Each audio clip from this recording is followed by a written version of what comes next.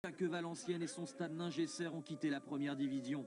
Hier soir, tout le Nord était en ébullition, prêt à s'enflammer, à vibrer pour célébrer le retour des Rouges et Blancs parmi l'élite.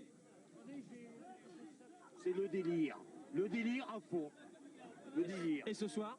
Ce soir, ça va être à fond le délire. C'est la montée en D1. Pas de problème, en D1. C'est plus qu'un symbole parce que c'est aussi le symbole du redressement général de cette ville dans tous les domaines.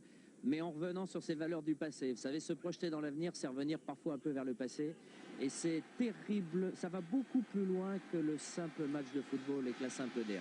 Ils sont donc 14 000 entassés dans les tribunes de leur stade fétiche. Jean-Louis Borloo, l'homme qui a sauvé le club de la liquidation judiciaire il y a 6 ans, a pris place sur le banc aux côtés de Francis Mérecky, l'entraîneur.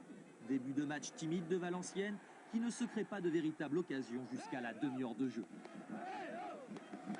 32e minute, c'est le moment que choisit Wilfried Goel, jeune joueur formé au club, pour déborder côté droit. Centre, mauvais dégagement de Saxmar.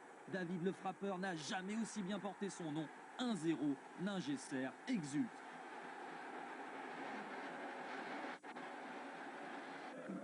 1-0, c'est le score à la pause. Les supporters ne sont plus qu'à 45 minutes d'un immense bonheur. Seconde période et les attaquants beauvaisiens font passer des frissons dans le dos du banc valenciennois. Francis Mérecky rameute ses troupes.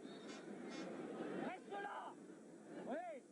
Peu après, Wilfried Goel ne peut exploiter une bonne ouverture de Malbo. Stéphane Grosselin, son capitaine, a lui rejoint le banc de touche. Il reste une dizaine de minutes à tenir, mais je crois que dans les dispositions dans lesquelles on est, on va y arriver. On a fait rentrer un défenseur pour assurer tactiquement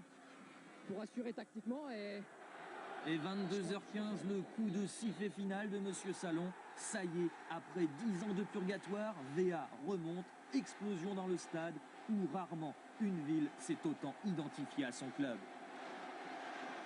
On est en D1, c'est super. C'est un jour extraordinaire pour cette ville qu'elle mérite depuis très longtemps.